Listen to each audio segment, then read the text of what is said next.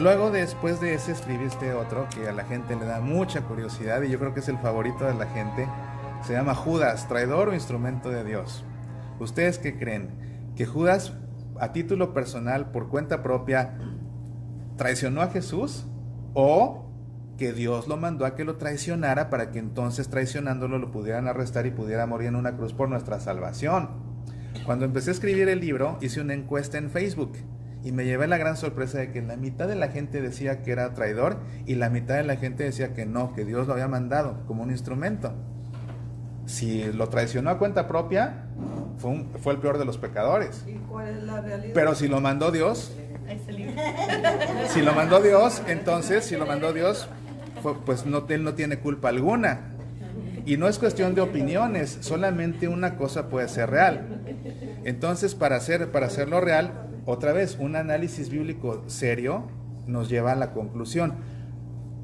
Y fue muy interesante, les platico, es que me encanta esto, porque miren, empecé a escribir el libro, y todo empezó una noche, las mejores ideas llegan en la noche. Estaba yo ya en la cama, y de repente dije, se acerca Semana Santa, ¿por qué no escribo un libro acerca de Judas y si fue traidor o no, qué?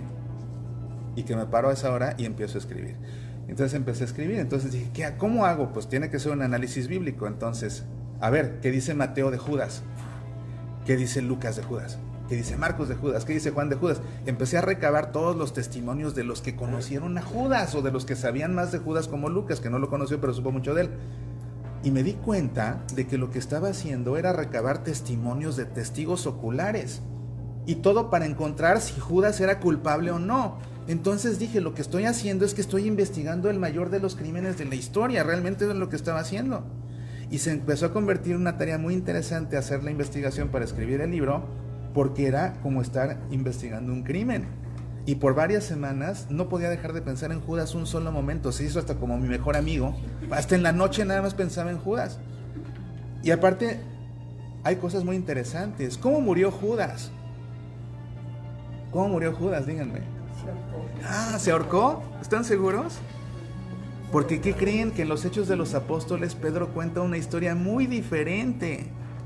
Y además dice en los Hechos de los Apóstoles que la historia que Pedro cuenta de cómo se mató Judas, dice, y todo Jerusalén lo sabía, todo Jerusalén conocía esa historia. Entonces resulta que Judas murió de una forma diferente a lo que siempre pensamos. Pero entonces, ¿por qué pensamos que se ahorcó? ¿Y por qué vendió a Jesús por 30 monedas? ¿Por qué no por 25? ¿Por qué por 30 y de plata? Cuando se hace un análisis bíblico serio, todo eso se resuelve. Y lo más importante, se llega a la respuesta de la pregunta, ¿Judas fue un traidor o fue un instrumento de Dios? Y además eso también incide en la fe de cada quien, porque no nos hagamos, también traicionamos a Jesús. ¿De qué manera eso nos afecta? Entonces es por lo que vale la pena. Y aparte les digo, para mí fue muy, muy interesante, porque era como estar investigando un crimen. Y luego me llevo la sorpresa de que toda la gente que lo lee me dice, oye, es que lo abro y no lo puedo soltar hasta que lo acabo, porque es como si estuviera leyendo una novela de misterio. Y no es una novela de misterio, es un análisis bíblico. Está bien interesante, realmente se los recomiendo muchísimo.